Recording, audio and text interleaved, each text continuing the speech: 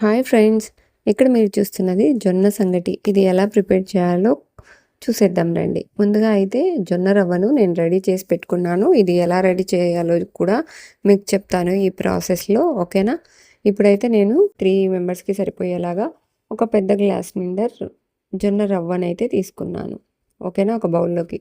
దీనికి ఒక గ్లాసు రవ్వకి 4 గ్లాసుల వరకు వాటర్ అవసరం అవుతుంది. కానీ ఇక్కడ ఏం చేస్తున్నా అంటే 2 గ్లాసులు మాత్రమే ఈ గిన్నెలోకి ఈ రవ్వలో కలుపుకోవాలి.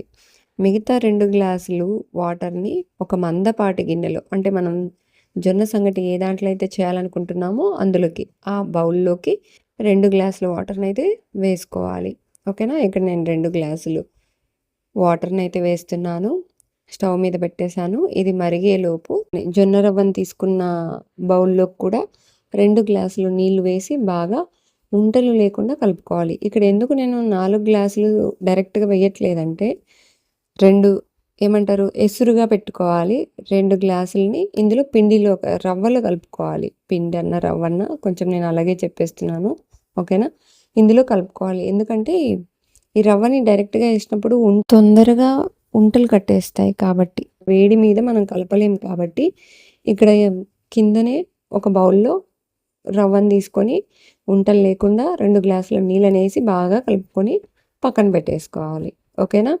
ఈ జొన్న రవ్వని ఎలా రెడీ చేసుకుంటామంటే జొన్నలు బాగా కడిగి నానబెట్టి తర్వాత బాగా ఆరబెట్టాలి. తర్వాత గ్రైండ్ చేసుకోవాలి రవ్వలాగా. ఓకేనా? అది ప్రాసెస్. లేదా ఇన్‌స్టంట్‌గా కూడా చేసుకోవచ్చు. దాని ప్రాసెస్ వేరనమాట. ఓకేనా? ఈ మెథడ్‌లో అయితే రవ్వ ఎక్కువ రోజులు స్టోరేజ్ కూడా చేసుకోవచ్చు. ఓకేనా? ఇప్పుడు నీళ్ళైతే బాగా మరుగుతున్నాయి. ఇందులోకి సాల్ట్ కూడా వేసుకున్నాను తగినంత. అలాగే ముందుగా కలిపి పెట్టుకున్నటువంటి ఆ మిశ్రమాన్నంతా ఇందులోకేసి బాగా కలుపుకోవాలి. ఇప్పుడు లో ఫ్లేమ్‌లో పెట్టుకొని దగ్గరే ఉండి కలుపుతూ ఉండాలి. ఒకవేళ మీరు కలపకపోతే మళ్ళీ అడుగున ఉంటలొచ్చేస్తాయన్నమాట. సో, ఇలా కలుపుతూ ఉండాలి. నాకు అదొక చిన్న ఉంట అలాగే ఉండిపోయింది. అంత కలిపినా కూడా. ఇప్పుడు ఒక హాఫ్ టేబుల్ స్పూన్ నెయ్యిని తీసుకొని ఉడుకుతున్న సంగటిలో వేసి ఉడికేటప్పుడు వేసామంటే కమ్మని రుచి ఉంటుందన్నమాట. అందుకే నెయ్యిని యాడ్ చేశాను. బాగా కలుపుకోవాలి.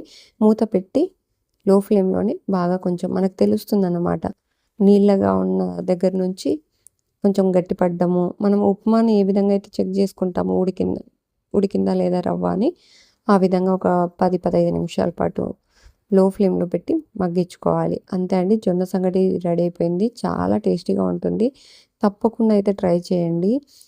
జొన్న సంగటి సూపర్ కాంబినేషను పప్పు అండ్ పల్లి చట్నీ. అంటే ఈ రెండిట్లో ఏదైనా ఒకటి. ఒకసారి అయితే పప్పుతో, ఒకసారి పల్లి చట్నీతో అలా బోర్ కొట్టకుండా చేసుకున్నామంటే చాలా హెల్తీ అండ్ చాలా టేస్టీ. కాబట్టి తప్పకుండా ట్రై చేయండి. మీకు ఏ విధంగా వచ్చిందో కామెంట్ సెక్షన్‌లో తెలియజేయండి. అలాగే నా వీడియో నచ్చినట్లయితే లైక్ చేయండి. ఇంకా ఎవరైనా సబ్స్క్రైబ్ చేయకపోతే subscribe to Supraja's kitchen. Thank you for watching.